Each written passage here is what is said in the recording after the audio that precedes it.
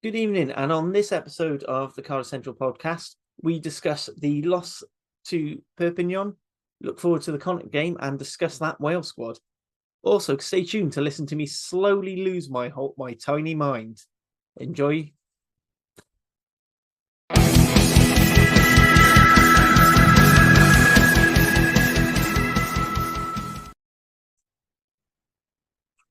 Hello, and welcome to another episode of the Cardiff Central Rugby podcast. As ever, I am Harley. I'm joined by Dan and Fraser. How are we doing, gentlemen? All good, Tap. Not bad, thank you. Excellent. So let's wrap into it because we've got a fair few bits on the docket tonight. So first of all, some signing news. So we've had re-signings for Dav Hughes and Teddy Williams. I think that's everyone who's been since we recorded last week, but Cardiff have been having a habit of releasing them once you've recorded a podcast. So, gentlemen, two good signings. Teddy Williams. I mean, Dan, you've put out a piece about it, him being a talisman of Cardiff now. Yeah, Teddy's a great re-signing, no matter how long or short it is, really, as long as he's sticking around, being first name on the team sheet all season, and really pleased that he stays as part of the pack going forward. Yeah, absolutely. Fraser, anything you want to add to Teddy, or do you want to move on to Dav as well? I think, well, yeah, Teddy's just been a star this season. He's just growing match by match, so that's brilliant. Keeping him for however long it is really. I think that's a brilliant signing. And then David Hughes has been really solid this season. Every time he's come in or stepped into the breach, I think he's done a good job. So that's another good piece of business. I'm pretty pleased with both those things. Yeah, absolutely. So wish them both luck. I mean, there was the rumor, the Owen Lloyd rumors. I don't know if we do, but as it's only a rumor, I'm not happy to not, even if it is a very firmly And Steph Thomas spoke out on the Rap account about us announcing it as rumor, which we kind of have to unless it's said otherwise. Anyone have a quick few thoughts of that? I know the guys on Saucepans and Sidesteps had a very strong opinion about Owen Lloyd and this situation. But what was their opinion? I haven't heard that. Along the lines of how ungrateful he's moved over here, couldn't have taken the number 1 jersey over Sam Costello. Now he's left us. I would like to point out it could be that his 2-year deal was up, and Scarlett said, "Now we're going to go with Costello and Titcombe and some of their wonderful academy guys who apparently should be in the Wales squad straight away." But I don't know. For me, I mean, yeah, he's a Cardiff boy. He probably still lives here, I'd have thought. No, his family are all local Cardiff. So if the opportunity to come back, and obviously he's worked with Sheedy before, so that's somebody he knows well in that fly half room. Likely that DB is leaving us, so there's an opportunity there to come in and get decent minutes. And I don't know if he will have worked with Jockey. Maybe it's come across him at some point, whether at Bristol or when Jockey stepped up to Wales briefly, or but yeah, from a Cardiff point of view, I think it'd be a really good signing, adds good depth, good versatility to the back line, suits our style of play. Somehow he's still only 23. Well, I'm sure he made his debut for Bristol about 10 years ago. I don't quite know, he's still so young. But yeah, I'd be pleased with that, certainly. Yeah, I'd be pretty pleased with Owen Lloyd if we can get him, or if that is a true fact. I mean, his versatility to play basically any position in the back line to, better or worse standard, but still like the ability to do that is pretty special. I think he on his day, obviously, we all know he can kind of pull a rabbit out of a hat and can do things that are really impressive. It's just his consistency and his decision making can be a bit wild. But even so, as you say, he's still young, so he can still learn that, or develop that skill, and there's a lot of potential there. So I'd be pretty pleased if that's the case, and he does come back to us. And I think the thing for me, Hugh pointed out on Scott's pod, was he seems to have all his best games against Cardiff, so hopefully he'll have loads of good games for Cardiff, and it's just having Cardiff on the field that supercharges him. Right, so moving on, so we've had a little bit of age grade rugby. So I have not been able to watch this first one because it was on at Cap whilst it wasn't on display, and it was on whilst I was driving back down to Devon. So Wales under 20s beat the regional select under 23s team, which you kind of hoped would happen, as the under-23 team seemed to sort of appear out of nowhere about 2 days before the game, and the under-20s have been in camp for a bit and had a couple of warm-up games against Scotland under-20s. Dan, you've seen the highlights at least. Any Blue and Blacks who stood out during that game? It was a good number involved. Harry Wild, Steph Manuel, Elijah Evans all played. I think Sean Davis was on the bench as well, the young scrum half. So, and there was a good number of lads involved in that under-23s team as well. A couple of guys from the Rags. Ethan Phillips was in there, second row. Joe Cowell played. I think Lucas De La Rue was involved in the back row as well. So, and then that team was assistant coached by Dan Fish and Craig Everett from the academy and from the Rags as well. So it was good to get guys involved. Yeah, like I said, I think they'd had 3 training sessions before they played that game on Friday, the under-23s. So.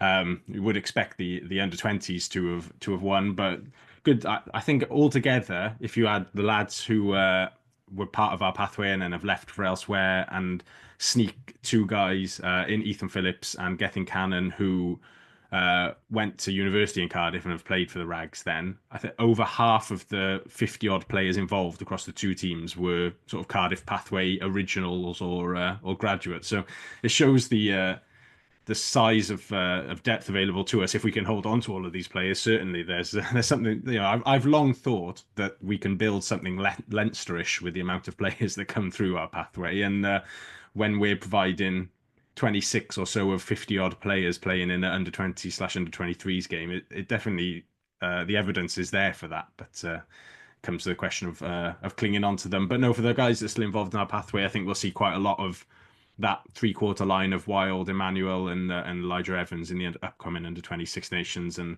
see if they play together again. There's the reverse game, under-23s and under-20s. Well, I don't know if you can reverse because they're all at home, really, but they're playing at Llandovery again on Friday. So. Yeah, excellent news. And then other pathway news are under-20s beats RGC under-20s.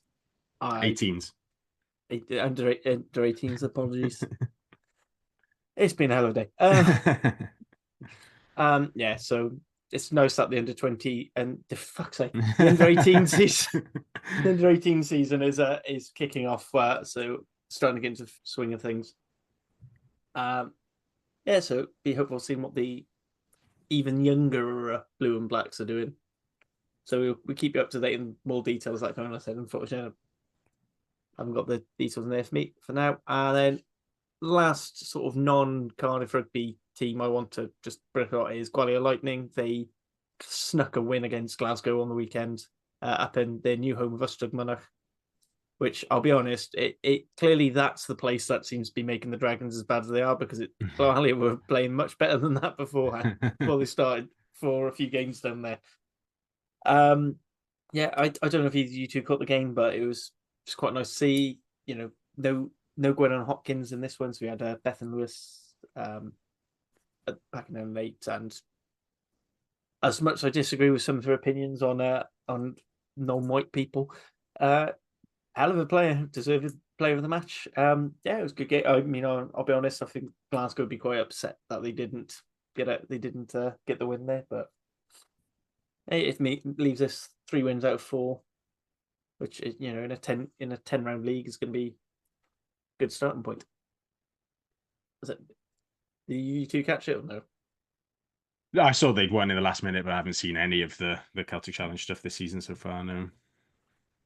Yeah. So just a sort of all these games are on BBC. You usually have to go in, if you're going through the iPlayer, you've got to go into category sport. Usually doesn't pop up until about 5 minutes before it comes up. So be patient, stick with it. And their next game is on the weekend. Hoping one of you guys would have something to say about it. Sorry. So I could quickly double check. Oh, no, it might be a bye week this week. This is why people don't shift your notes between 2 different places, or have them on the computer. Anyway, so that's that. So just before we move on to the game last on Saturday, so we asked you for your 3-word thoughts. So I've got a selection. So yeah, there's some general themes. So on the Blue Sky, we had Gareth Rhys Collins, who decided to give us a trio of 3-word thoughts. Should have won, cheap choice conceded, and yet more injuries. I think that sums it up. Hopsy says abysmally coached pack. I think it's a bit unfair, but there we go. And then on to the X, we've got not good enough, weak team selection, win against Cardiff. That's Cardiff Blues UAE. Someone needs to remind him that your name needs to change to suit the branding, my friend. Friend of the pod, always willing to give his opinion. Stupidity cost us from Big T. Graham Price says basic errors with hand clap. That's 2 words. I don't know if that's praying for more basic errors or praying against them. You didn't make that one clear. Ben Bryan said important bonus point and then did a massive essay. So unfortunately, that doesn't count. Please remember to keep it to 3 words or fewer. We will allow emojis, but let's try and keep it down because Lee's starting to take the piss out of Cardiff fans' inability to count. Right. So moving on to the game. So we lost out in Perpignan. Not a particularly great game, I'd say. I think set piece struggled at various points. I thought Reece Barrett did quite well after the first couple of scrums, sort of going against him. He seemed to sort of get to grips with the game, and then as soon as he came off, then we sort of reset back. As soon as the front row swapped over, it seemed like Will Davis-King then started having some of the issues. Do we think that was one that got away, or do we think we were lucky to get that losing bonus point? I think I'd agree that was one that got away to some extent. I mean, I think throughout the match, obviously you kind of mentioned it, our pack was struggling in the scrum. I mean, it was all right in the first half and then a little bit worse in the second half, a bit iffy. I think their power and their subs made a big difference.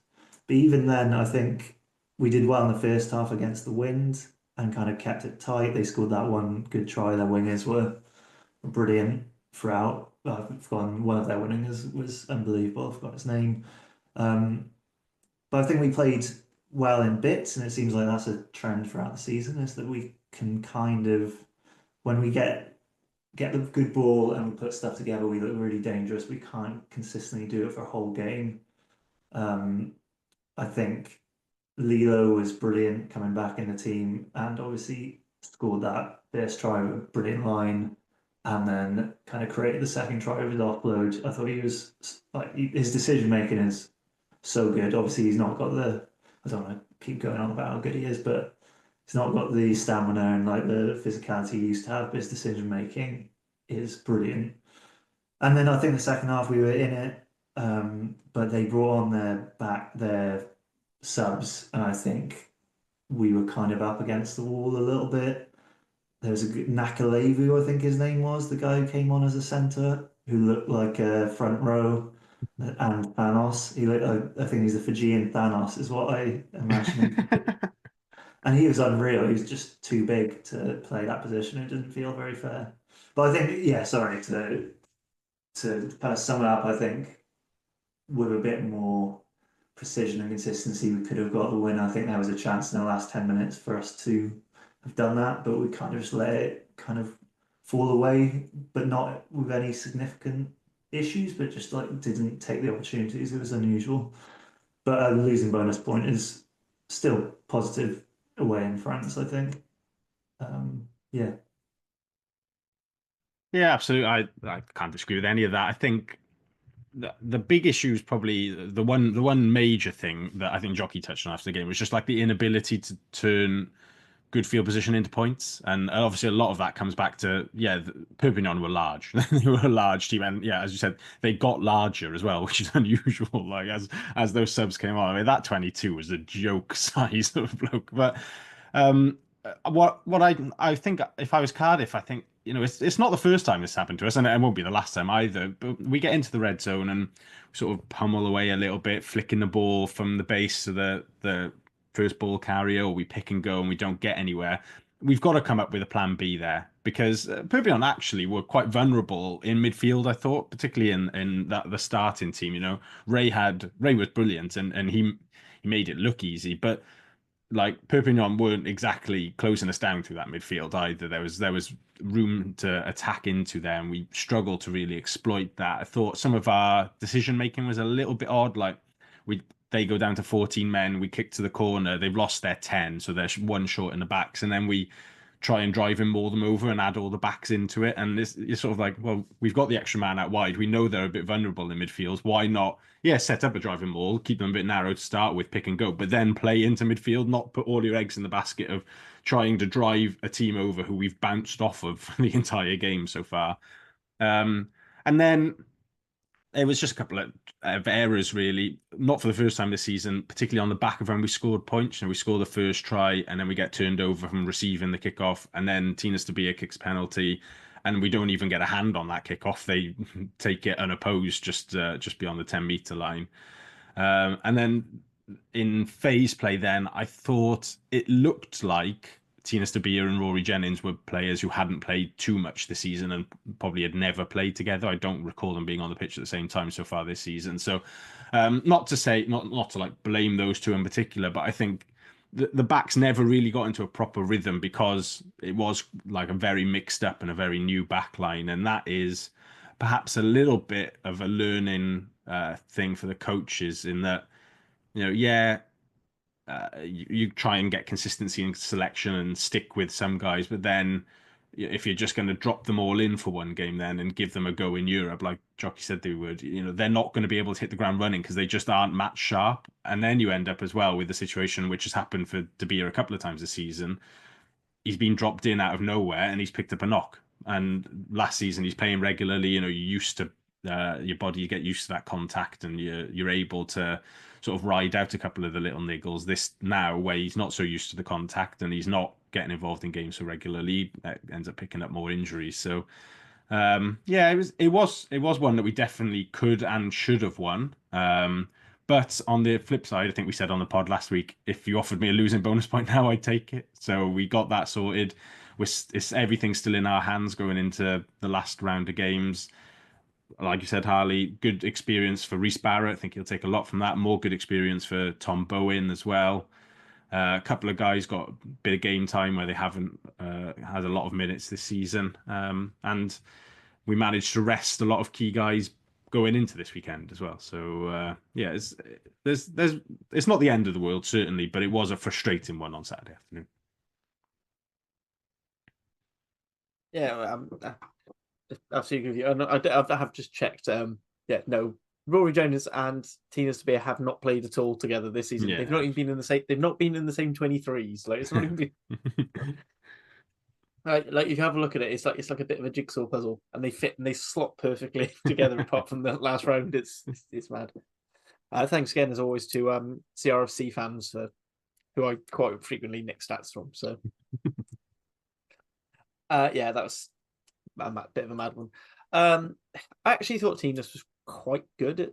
I'm not so sure about how he's orchestrating the attack, but I thought actually in defence he was pretty phenomenal. He was doing what we said he would do. I think we did miss Ben Thomas. I know he came off. Actually, did he come off the bench?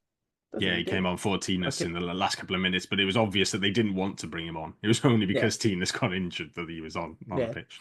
Yeah, but even then, it wasn't even like having Ben Thomas there to run the game so Tina's can do what Tina's does well. So it's a bit of a shocker. I mean, so the thing is, we still can get a home knockout in Europe. It will be third place at best, so we're looking at we'd have to take on one of the Challenge Cup teams dropping down. Champions Cup's dropping down. So what we're going to need is a bonus point win against Connacht, and hoping that they're basically not all that arse because they're almost guaranteed home ties to the semi-final. But I mean, it's always a tasty game, Cardiff Connacht. So it's one of my favourite fixtures. Actually, I much prefer it to any of the derbies. Controversial. No, that's not saying. That's not saying much, to be honest. my feelings on Welsh derbies are very much on the record. So they're flying high. For them, it's probably going to be the last chance they see the likes of Mac Hansen, Finley Beaglem. Although I think Mac's picked up a knock. He's suspended, isn't he? Because he had a dig at the referee. Yeah. He basically said the quiet bit out loud. Yeah. He got a ban for saying the quiet bit out loud of what we all think and what we all want to say about the referee. But So yeah, they're a bit of a mixed bag, Connacht, this season. When they've been good, they've been great. So Challenge Cup, they've had some fantastic results. URC less so. So we said on wrap, this is either going to end up being something like a 3-3 game or a 33-33 game, and then maybe a point or two either side. How we both see. Fraser, we'll start with you. How are you feeling about this game? Yeah, mixed. I'm not sure. I think it'll be quite an entertaining game. I mean, I don't know what the weather's like.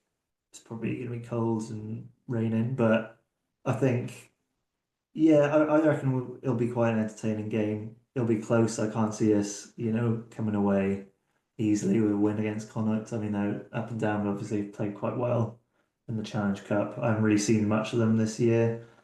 Um, I think will we still have all our Wales squad players available to play? Yeah, we will. Yeah. So I think we just stack the team with, our strongest team, I think, use them up. That'll be our last game, I suppose, before they go into camp.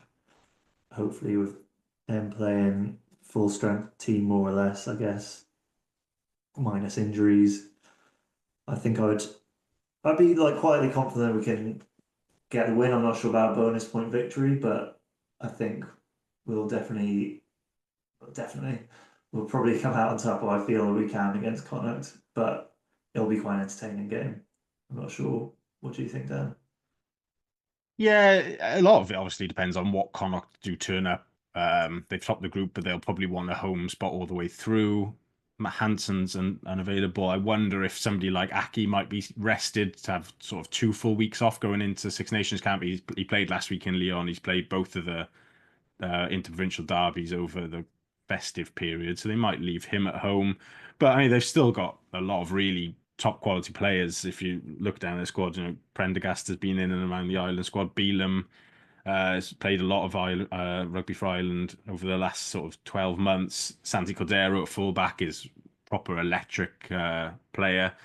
I think they've got JJ Hanrahan back fit this weekend, who's sort of quite a decent game manager at 10 there. So there's certainly more depth in this Connacht squad than previously, where you used to think, oh, they're the sort of the runt of the Irish litter and they sort of pick up whoever's just available. But weather looks pretty decent. Just had a quick check. Quite dry on Friday night, which will suit us. I think, yeah, we'll go pretty fully loaded. And games against Connacht for us are all like, it's always quite close because we're like really similar in sort of like the way we want to play. We've got a solid pack that isn't ever sort of massive or is going to bully an opposition. We've got backs who are quick and like to move the ball. So it generally comes down to sort of, it's quite tight on the night, sort of one score here or there. I feel like at home we do have a bit of an advantage over them. And I think with us needing a result, I'd like to think that we go out and really put in a statement in the first half and put some points on the board. And if that's the case and Connacht know that they've topped the group and they don't really need this, it might sort of kill them a little bit at halftime and they just kind of go through the motions. So, yeah, that's what I'd hope. But I do think it will be a really good game, actually, a really good game to watch on Friday.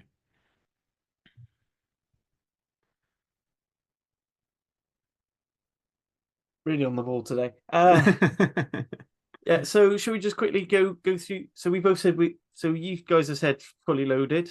I mean, to be honest, I'm sort of semi half-assed about it and thinking, do we just go same again? But it's a good point. We are going to be losing a few of our Wales internationals, and we go on to that when we talk about the Wales squad in a few minutes. Shall we just go through that team then? So if we're going fully loaded, I'm guessing front row of Doma, Hughes, Azarati. Well, injury news says that Dommer's probably injured still. He was meant to play last week and withdrew. And a bit more Instagram sleuthing. It's back. I didn't see Dommer in any of the training footage that they've put out today, so I'd question whether Dommer's available. I don't think Falatau will be available. Gatlin said after his Wales squad comments that the physios have told him that Falatau should be available for the first game of the Six Nations. So if he's only should by then, it's unlikely we'll be seeing him on Friday, I'd have thought. Thomas Young picked up a knock and was meant to be playing last week but was in training on the clip they've put out, so he might be available. I think Grace is unlikely. I suspect he went into the concussion protocol after Yeah, it would Saturday. be too short then. Yeah, so but Hamer Webb should be back. He'll be out of his 12 days, and he was training, so I think he'll be available. Trying to think who else I'd noted on the injury thing was obviously De Beers looks like he's done his ankle ligaments, so he's going to be out for a little while. And then Ali Davis went off with what looked to me to be a bit of a groin issue potentially. So I didn't see him in any of the training footage, so I think you probably assume that he's injured as well. The only good piece of news, which I don't think he'll be back this weekend, I think would be too short. But Evan Daniel was back doing a bit of training in the footage from this week, so hopefully he'll be available come Six Nations time. But yeah, there's for Loosehead, I think it's probably going to be Barrett and Southworth as the two available again. And Same Mulder, or would you start yeah, Southworth? I think I think it suits having the young lad starting, and then if it's going horribly wrong, you can hook him rather than if Southwest Start gets injured after 10 and then you're asking the young guy to do a full 70 minutes. I suppose you got the added thing of having Azra, the more experienced tight head with him as well. Yeah.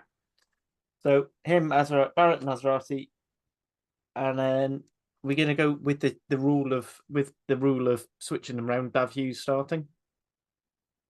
Yeah, I thought Dav was really good after the bench last week as well again. Yeah, And excellent. Lloyd gives him a little bit of a rest before Wales camp as well. Yeah. Right, second row, and please try and tell me why it isn't going to be Teddy Williams and Josh McNally. I think we conceded a try. Did we concede a try as soon as Josh McNally came off the pitch on the weekend? I'm not sure. I can't remember. Might not be far off, yeah. Yeah. So he has to play. Simply must. So I mean, I was being slightly facetious with it, but I'm just going to write McNally and Teddy in because just may as well Sharpie them in at this point. Even like when the Six Nations time, we'll hook him back or something, like kidnap him. we're basically saying no. We want the same treatment as the English sides. If he's not in the matchday 23, he's coming back. All right, and then so Fraser, do you want to go through? Do you want to talk through who you think we're going to have for back row? I guess, yeah, if Faletau's injured, then it's probably going to be both from Big Al, and then if Thomas Young is fit, maybe get him in, but if not, then Dan Thomas again. And again, yeah, shout out to Dan Thomas's hair and beard. It looked pretty good. It's challenging all he had a very good game as well. He topped a fair few stats. Always there or thereabouts in a lot as well for the game. Yeah. He's always good. I love Dan Thomas. It's like keeping Thomas Young or Dan Thomas. I'm happy with either, really. On fitness, I suppose. Any calls for anyone else? No, I go with that as well. I wonder if Jockey might consider Botham at 8 and then Man at 6. I don't think I would predict like put that down. I think I'd stick with Botham, Young and Lawrence for our thing. But I just wonder if that might be a consideration as well, where Connacht aren't the biggest pack. It'll be a bit more of a mobile game, whether they might go with that. But and you're adding a line-out option. Yeah. Because one thing is we both equally struggle at line-out time. Another similarity between Cardiff and Connacht. And we're probably more likely to win the other team's line-out. Alex Mann was good as well against. I thought he played really well against. I thought he was starting to show some of that physical promise, and he started to turn some of his dickhead energy into actual usable shithousery. Yeah. So, big fan of that. Halfbacks, well, if we're saying Alid's out, do you start Mulder or do we go straight to Bevan? We start with the more controlling, keep your Mulder as your impact? Because I thought it actually had a good impact last week, but I'm not sure I trust him with 60. Yeah, I'll go Bevan. Yeah. Oh yeah, I think it'll be Bevan, but there is a case to if Davis is out for a few weeks, Mulder's going to have to play a lot in Six Nations time. He's going to have to start against Sharks the week after. He's going to have to play both of the Irish away games during the Six Nations. So there is a sort of school of thought that says put Mulder in now and give him as many minutes as possible. Because I agree, he looks sharp, but I think it'll be Bevan who does start. Yeah, Bevan Sheedy. Again, who wants to go with the outside backs? Who's fit? And It'll be like, why is the centre partnership going to be Ben Thomas and Ray Leland? it's the same as the second row, isn't it? It's like, it just is Ben and Ray. And then I think, I assume it'll be Gabe, Hamer, Webb, and Adams onto the wing. Providing that Adams is available. I didn't actually see him in any of the clips on the training thing, but I assume he was just rested last week rather than anything. So, Hamer, Webb, Adams, and then probably before Monday, I'd have said Beetham to start, but now Winnett's been left out of the Wales squad. I wonder if there's maybe something that says, oh, you should start him just to show that the club still got confidence in him rather than drop him from the Wales squad and the Cardiff 15 in the same week might generate a few headlines. But I don't know what your thoughts on that are. I was thinking of, if we're going strongest 15, we're putting Winnett in. And I think if Beetham was going to start a game, it would have been the Perpignan game where we're going to be hoping to pin people back. So that's the thing. That was my thinking there. So if we move on to our bench, we sort of already discussed our bench front row of Evan Lloyd, Danny Southworth, and Will Davis-King. I wonder if Littrick comes back in. I don't know if he's fit. That was all. He was in the training video. Okay. So I'll go with that because I'd like someone who can scrummage. Yeah. Works, mate. And then Seb Davis, 19 jersey. Unless Ben Donald's made a miraculous recovery and no one's talked us. I think he said he was doing a Q&A in the clubhouse where they were showing the game on Saturday, and he said he was I think, was it 4 to 6 weeks away or something like that, I think. That's not too bad. And then the number 20 jersey, probably. I mean, if we've got both him young and Big Al, should we chuck Man on there? Yeah, I would assume so. Or do you think Big Mac, another game for Big Mac? I was reliably informed that Big Mac actually wasn't even 100% fit last week, and it was only because Young and Falatau had been struck down in the week that he was pretty much the only guy left to sort of sit on the bench. So, you mean we missed a chance for a 4-4 split? Not that we had 4 fit backs either. Yeah, I think it would have been a 4-3. Go back to the old days. So, no, I would assume it would be Man in that 20 jersey, and that they give Mac another week to get right after last week before you'd be involved a bit more over the Six Nations period, you'd have thought. Yeah. Right then. Maldron 21. And then for 22-23, we're probably going to be looking at a sort of century person and a back 3. Ben Thomas covering 10. Yeah, Tinas is down. Jennings and Beetham, I guess, are the two. That's sort of what I'm thinking. I'm trying to think of who else it could be, because I think everyone else is. They could Beetham and Bow in it, or Jennings and Bow in it, and have. But it's quite, the problem with Bowen on the bench is that, I mean, he is just a winger. Like it's quite a restrictive option as in terms of cover. And I always think that, like, if the game's not going your way, changing the winger tends not to have much of an impact on that, to be honest. With respect to wingers everywhere. I need to get you and Hugh to do a podcast on the most pointless players to have on the like the best, like the. I said Hugh's now adamant that the 5-3 is redundant and everyone should be 6-2 unless they can do 7-1. He also argued Cardiff should do a 7-1.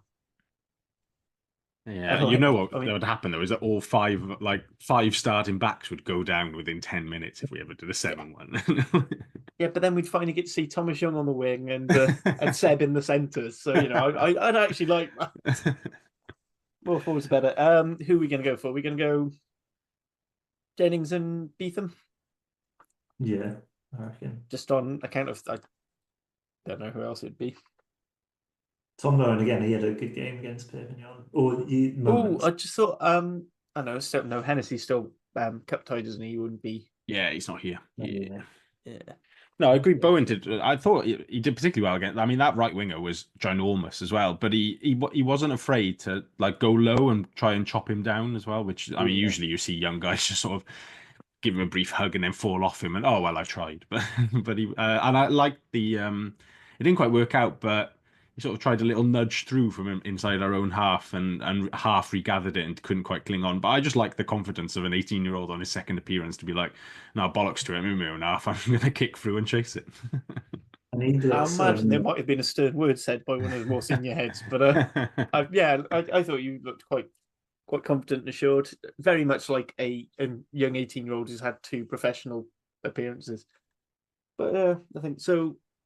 Our proposed match day 23 is in the 15 jersey: Cam Winnett, Gabe Hamer-Webb, Razor Ray Lilo, Ben Thomas, Josh Adams, Callum Sheedy, Ellis Bevan. And then in the pack, we've got Reece Barrett, Dav Hughes, Kieran Azarati, McNally, and Teddy Williams in the second row, with a back row of James Botham, Thomas Young, if fit, if not Dan Thomas, and number 8, Big Al. And then in the bench, we've got Evan Lloyd, Danny Southworth, Reese Litterick, Seb Davis, Alex Mann, Johan Mulder, Roy Jennings, and Jacob Beetham. I think that's a really good side. And yes, I'm keeping in the hedging bets on the young Dan Thomas thing, just because I think with Connacht, I think we're going to have their attacking breakdown is quite vulnerable. So I think Young is probably going to be a better choice of a 7 there. Mm-hmm. We may not necessarily need the chopping and just stopping power so much. Right, so before we move on to the Wales squad, just want to take a moment to say that if you are enjoying this podcast and you are still listening to our rantings and ramblings, why not give us a like on YouTube or your podcast, nice review on your podcast provider, or you can follow us on Blue Sky, Twitter, and Facebook. There's also the Rap TikTok account, which we have very little content on because none of us particularly have time to make videos for it. Anyway, moving on to the pod. So Cardiff have once again the largest contingent of players in the Wales squad with 8. But the big thing that we're all talking about from a Cardiff perspective is one name who isn't in there, and that is Cam Winnett, and that's kind of where I want to start first of all. But first of all, we do have to congratulate everyone who's been called up for Wales. Great honour. Bloody bar. Gatland, I still think has dementia and no one's worked it out yet. But Cam Winnett, arguably one of the few highlights of Wales this last year. Most people considered him like one of the few, one of our best player, certainly one of our best backs. What sense in leaving him at home this time? I think, well, based on what I've kind of heard him say and who he selected, I guess it's mainly down to the aerial game, right? And the fact that Ellis Mee and Tommy Rogers, because I guess they would be the two that you'd be questioning. That's where Cam Winnett would come in for, I guess. They are really good in the air, to be fair. They are quite good under the high ball. And with that, is that law change just happening for Six Nations, the one where it has to be a 1-to-1, or has that already been in place? But yeah, I think that. No, sorry. I don't even know if it's like a law change as such, but I think it's like a focus for the international referees. It creeps in a little bit. I seem to remember away at Edinburgh, both teams got pinged quite a lot in our game for what do they call it? Not transporting, shepherding. That's it. Yeah. But yeah, it's certainly hotter in international rugby than it is at club rugby. Yeah, I think that's from my perspective, that's the fundamental reason that Gatland has for that difference. I'm not sure if he's got thought more about it than that. It's just aerial superiority, and to be fair to Ellis, me and Tom Rogers, they are good in the air, and so is Cam Winnett. I don't think he's bad in the air, but I think it's just that dominance, just more security under that high ball, I suppose, is where I'm seeing his thoughts and what he's kind of mentioned. I mean, the big one for me was he cited he missed a tackle against South Africa. He's not the first. I mean, if he dropped every player who missed a tackle against South Africa that day, most of that squad shouldn't be there because they all missed key tackles. I mean, it was just a very bad day. Some people have pointed out that his defence hasn't been where it probably needs to be last year, even in Cardiff jersey. But still, someone that talented and someone who can work both as a distributor and a strike runner, I feel like. I mean, one thing I did point out on the wrap is Gatland seems obsessed with finding a fullback, and it seems to be for whatever reason, Cam's face doesn't fit, and he was only picked for last year because there was no one else at the time, with Sanjay being injured or unavailable. So now he's resorted to taking Ellis Mee, who's never, as far as we found out, he's actually never played fullback at senior, certainly at senior level, maybe very early age grade. One thing he is though is 6'4", and I think the only reason he's been put into the squad is because we've got George North Mark IV now of a big lad, and he's going to try and make him bigger, just so we can have him battering down doors. And that, Dan, what's your thoughts on this? And then we'll move on to the squad as a whole. Yeah, I think it is true to say that Winnett so far this season hasn't been quite at the heights of last season. But he's certainly not been playing badly by any stretch of the imagination. He's been like sort of somewhere between solid and good in every outing. I think he's still only 22. Same about Johan Lloyd earlier. Still very much learning his game and developing. He's been Gatlanded a little bit in that I think you can sort of see the internal like quandary that he has whenever he gets on the outside, and there's his natural instinct is to keep ball in hand and play and run, and then there's the sort of Gatland territory and kick in and turn the opposition, and he has put boot to ball quite a lot more in those positions this year and turned teams around and nudged him behind. Sometimes worked out well, sometimes sort of gives possession away a bit cheaply, but I certainly think there would have been a question mark of whether he would have started the first test like away at France. I could have got on board with a debate about that, whether you went with Sanjay over him in Paris, but I'm surprised he's not in the squad at all. I think that there is, I agree that like in terms of back three, it's Rogers and me you've gotten over him, but I mean you could have. Do we need both Watkin and Tompkins in the centre? You could have dropped the centre and added an extra back three player there potentially. So I think there was ways you could have worked him in still, because ultimately that squad, lots of focus on the 10 jerseys we're getting into, about only one out and out 10 as such. But there is also only one out and out 15 in Liam Williams in that squad. And even he's been playing on the wing for Saracens a bit in his short stint there. So Winnett is I am surprised, but the flip side of the whole thing, of course, is that it's a bit of a boost for Cardiff to have him available for 2 months now in some quite important games, and with Beetham probably needed to cover 10 a bit more in De Beer's absence as well. It certainly adds a bit more depth and resilience to our squad, but it wouldn't surprise me if he's in the squad by the end of the campaign as well. I think Liam is relatively injury prone, and they'll have to manage him quite closely. He'll also have to go back to Saracens, so may play a bit there. And if there is any sort of opening in that back three, you think Winnett was the next cab off the rank. So hopefully the club. I thought their tweet was quite good, where they sort of said, "Here's Cam Winnett, the top try assister of the season so far," in the hour after he got dropped, and that they're putting the arm around him and making sure that it's a case of use this as a force for good rather than a force to get your head down and overthink it. Yeah, absolutely. Now moving on to the Blue and Blacks who are in the squad. So we've got in hookers, we've got Evan Lloyd, we've got Kieran Azrati on tight prop. Teddy Williams is making appearance second row. Then we have James Botham, who I think is a well-deserved call-up. I think for me, he was probably one of my first names in the squad. We have Ellis Bevan, Ben Thomas, who's listed as a 10. Then we have Josh Adams. Who else am I missing? There's definitely a name I'm missing there. Yeah, there is. Faletau. Yeah, of course. Faletau. Felipe Faletau. Just one of the greatest ever players. Just one of the greatest ever players. It just sometimes I need to pinch myself to remind myself he plays for Cardiff now. It's just like a weird dream. I think that's pretty much it. Other than Winnett, any arguments for anyone else who you might have seen in there? For me, said Winnett was probably the only one. I mean, if Domachowski's injured again, maybe, but it seems like maybe Gatland was actually happy with the balance of his loose heads. Interestingly, you can have a front row of Nicky Smith, Evan Lloyd, and Kieran Azrati, and that would be the shortest and lightest front row, but they are all exactly the same height. Oh, okay. Which is just a weird stat I found whilst looking at the squad the other night. I think Liam Belcher would have got in, I reckon, if he hadn't been injured.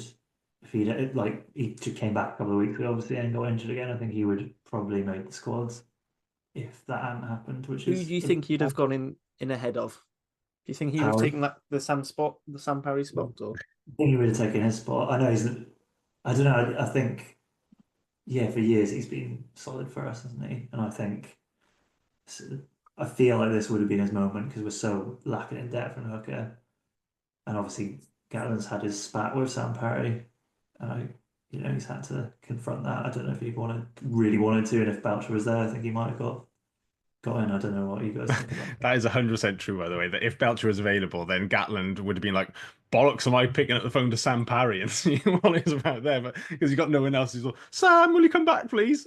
Like, if there was any way he could have avoided that phone call, he absolutely would have. Yeah. You know full well Gatland will call up another, like if Elliot D goes down, Gatland will call someone else up. He's going to be like, hang on, is that Tua Pilato kid still available? Yeah, Parry's just using tackle bags again. He's doing that whole Six Nations. He's not getting that. I mean, one player I hope isn't just been holding tackle bags all thing is Teddy Williams, who is the only Welsh-based second row picked, which for me is mad given Gatland's emphasis on training. And like, I don't know how much train. So he's basically going to be twiddling in his thumbs because there's not going to be any scrum or line-out training because everyone else is away. It's a bit of a. There's so many baffling calls, and Gatland sort of said, "Oh yeah, we've got to have we've picked these English-based players, and they're likely to play because, well, we haven't picked so and so because we picked these English players, so they've got to, and if we don't pick them, then they've got to go back." And you're like, "Well, then don't pick them." The inclusion of Shunza in that is, I think, particularly odd in that he's just not playing for Exeter, and I'm a big fan of his. Like I know a lot of people like kind of queue up to profess how they don't rate him and he's just large or whatever. But I think there's a lot to him. We've discussed it before about how he's like sort of misunderstood as a player just because he is huge, but he's actually a very good technical player. Also because there might be an opportunity for Cardiff to sign him next year, and I'd be quite keen to see that. But if he's not getting game time in Exeter, you'd be like, well, I noticed today that they signed Tom Hooper Exeter, didn't they? The Australian lad. And in Rob Baxter's comments, he sort of says, it'd be great to have him competing with these players in the like type 5 and stuff. And there's no mention of Christ Shunza on that list. So I'm sort of at 2 and 2 equals 15 there. But anyway, I as much as I'm a fan of his, I sort of go on along the lines of, if you're not playing, I don't really see how you can get into the Wales squad unless in exceptional circumstances like Wilgrave John at tight head.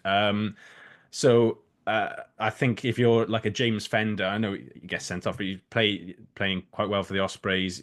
Whenever he's available, he pretty much starts for the Ospreys, and he's had a few tough injuries, but has been in good form. And you're kind of looking at Shunza getting in and thinking, well, sort of what's the point of me playing really well whenever I'm available, really? And yeah, I think you're going to end up with like Seb Davis maybe get called in to join training, and you don't turn that opportunity down, but there must be a little like devil on the left shoulder that says, no, fuck them, they're not picking you, why are you going to turn up to help them with training? But for Teddy himself, there's a really good opportunity to get in a test match 23 there, because he's been in around the squad a little bit. He's only got 2 caps, but I think if you assume Dav Jenkins definitely is involved in the match day 23, and then it's probably Will Rowlands likely gets in there for sheer size. I think you're probably looking at a battle between Teddy and Freddie Thomas then for the other second row spot. And as well as Freddie has been playing at Gloucester, I'd certainly back Teddy to do a job there off the bench if needed.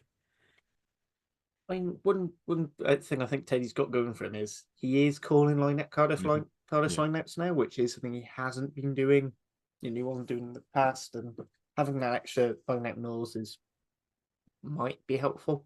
Particularly with Dav Jenkins still being quite young to it all, though, as extra captain. Speaking of the no game time, Wilgrave John out of I didn't think he was still playing. Well, I had to. I think I googled Wilgrave John. I'm pretty sure he's not on the Sale website. I was like, is that like he's not yet got a picture of him or whatever? I was like, is that Wilgrave John? Is there a young guy that's out there? I just had no idea it was him. Wilgrave John Jr. Bizarre. It's the Sale website thing is particularly funny because it's his second stint there as well. So surely they could just find the old profile and bring it back in or something.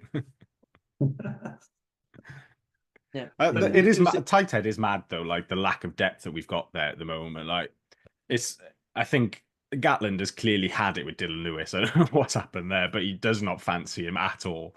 I know he's not playing a huge amount, but at least he's sort of playing He semi-regularly never for used to Harley. play that much for us when he was getting picked all the time because he was always behind Dimitri Ahe. And likelihood is he's going to come off the bench for Wales. You know, I think Henry Thomas is in decent form for the Scarlets, and Azza's playing well for us. So I have no problem with them two. First choice, Thomas starting, Azza coming off the bench. But you know, that third choice, if one of them, say one of them goes down in a captain's run or something in Paris on that Thursday night or Friday night, and then Will Griff-John's turning up off the back of like 60 odd minutes so far this season. I watched a bit of Sale's game away at Stormers on Saturday, and he scrummaged well. Don't get me wrong. That they had a real good dig at that Stormers a pack in the scrum. But he may as well have not been there in open play. To be honest, he offered nothing outside of the scrum. To be fair, that seems to be what Gatland wants, is no open play anyway. So, Well, yeah. the thing I find hilarious is how many like mid to late mid 30, 32, 33, 34-year-olds there are. And then he says, I didn't select Gap Anscombe because he's too old. That's And then my pick no overriding. That's my overriding thought on the squad, is that it raises more questions than answers on the basis of he gets kept on Gatland, and Tierney comes out just before Christmas and says we've challenged him to like achieve success or whatever the line was in 2025. Doesn't specify what success is at all. Like, so, but I think generally you can boil it down to there's two ways you can look at success for this Wales team: is either winning games or building for 2027, or building over the next like 12 months to be successful in 2026, or however long they want to give you to build the team. And this squad doesn't really point to either of those being the case, because yeah, he says I'm not picked Anscombe because I want to build depth ahead of 2027 World Cup for fly halves. That's fine. But then he drops Winnett and recalls 33-year-old Liam Williams, and he drops, not saying they deserve to be in, but somebody like Alex Mann, say, or Josh McLeod, even Tame Basham, one of the younger back rowers, and brings Talupe Faletau back. And those are decisions which say to me, I want to win now. I want the experience of Liam Williams and Talupe Faletau there. But then potentially playing 22-year-old Dan Edwards uncapped as your 10 away in Paris in round one doesn't say to me, I want to win now. That says to me, I'm building for something. So it's a very confusing team selection in that regard. Yeah, the big thing for me, and it's one of the conversations I've had both private and on the Rap podcast, is we're having our fourth campaign, we're having our fourth completely different set of centres. It's good because it's going to be a different set of centres. I mean, he might go to Owen Watkin and Joe Roberts, which looked pretty good during Six Nations. But, we went from starting with what we finished World Cup with, which was Tompkins. So you've got a decent distributor, but a bit of a chaos monkey, not very good for outside a young 10, which is great when you've got two young experienced 10s, one of whom doesn't play 10 at club level. And then you have George North, big strike runner. And by the end of that, we ended up with Owen Watkin, your defensive captain at 13, and then Mason Grady is battering around. We sort of persisted with that a bit in the summer, again with variation. And then we went, no, what we're going to have is a playmaking 12 and strike runner 13 with another strike runner at 14, which were, someone like Ennis me makes sense, actually. No, we're getting rid of that now. Now we're going to have... We're going to either go with the youth and have Eddie James and Joe Roberts, fantastic club combination. Eddie James, decent hands on him. Good, good striker, but he is raw at this level. Joe Roberts, I mean, a lot of people saying it probably is our best option at 13 in the long run. Or you could be going Watkin and Tompkins, or Tompkins and Watkin, which, as I said, I like Tompkins. I think he's a great player. I just don't think he's the sort of player you need when you've got a 10 trying to learn the ropes, who's also then got to manage his bundle of energy. Watkin just doesn't, you've got, and then if that's your midfield, whether it's Dan Edwards, Ben Thomas, thing, other than Eddie James, none of those centres for me can make an impact, and we don't have a pack that can make an impact. I don't think there's any big ball carriers there. James, both of them will get through the work. Talupe Faletau can get through something with his feet. Gatland's been talking about using Aaron Wainwright more, more in the midfield. Again, he's not really a game line buster. He will get you quick ball, but you won't make yards. You're not going to convince defenses that way. And I was sat there just looking. Can you just say you're going for one on the ball? It's going to be all pick and goal, short around the ruck, and we're going to kick to compete. Yeah. And hope that it works. Because that's sort of the only game plan I can see with that squad. So I don't think we're going to necessarily out scrimmage teams. I don't think we've necessarily got the dominant scrimmages for that. I don't think we've got our maul might be great, but let's be fair. Given the tombola our line out is, would you, absolute chaos, terrible. At least one of those games. And you've just basically every time we go into Wales camp, a Wales period, we've thrown away the previous one, effectively, because we're getting rid of it. First of all, it was all about youth. And, we had the Alex Manns, we had the Mackenzie Martins. Yes, we had some injuries from that. Right, they've gone. Then it's, these are our guys. Now they've been dropped. Now we've got some new guys, and now they've been dropped. I mean, if these are Gatland's last 5 games in charge, great, because we're going to be starting from scratch. So what's the point? Frankly. Yeah. It's increasingly, I'm becoming increasingly convinced that Sean Edwards was really, really important to Gatland and having him there, because it just seems so confused, and the game plan, I haven't known what the game plan is since he's come back, really. It's like you're saying, he's changed so many combinations and ideas, and is he fully committing to what he used to do or not? It all doesn't really make sense when I'm seeing on the pitch and then listening to him speak. He's got no motivation. It comes across so, he sighs at everything he says, and then he always implies that this is negative energy coming from outside and it's unfair, and it's just so blind to reality. The fact you've lost 13 games in a row. What do you want people to be saying about your team? That I can see green shoots coming through. It's what are you talking about?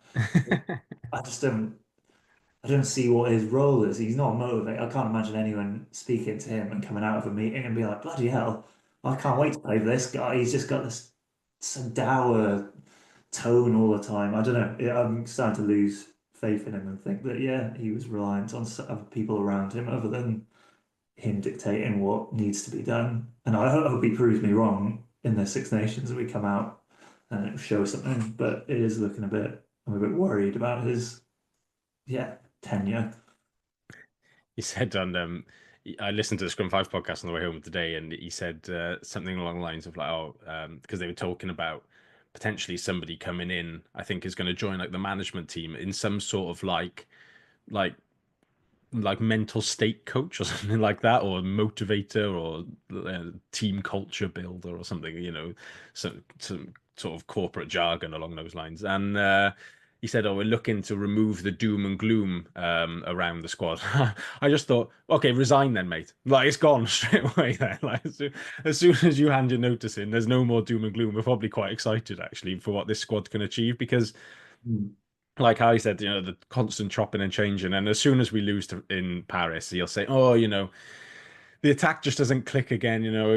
They just need time to become cohesive, and actually, it can't always be the players aren't gelling. The players are good players. They're not the great golden generation, but they're good rugby players, and a competent coach could turn them into a good team. The sort of common denominator in all these attacks not gelling is the coach, unfortunately. So yeah, it's I'd be interested if anyone out there is a bookmaker. Please feel free to send me odds on Gatland not making it to the end of the Six Nations. Yeah, absolutely. I mean, I was talking about it, who really takes over, who wants to take over. But I mean, at the end of the day, the one thing that would have been really good bit of confidence is, Gatland was talking about this review and it got presented in December. Well, you had a good couple of months of action, announcing some coaches coming.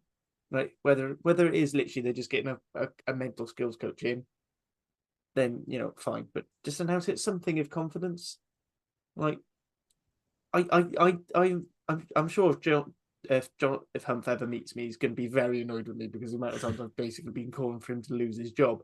But that to me was that's a common denominator since the 2019 World Cup, is our line out as being catastrophic. We can't be, because it's just so inconsistent.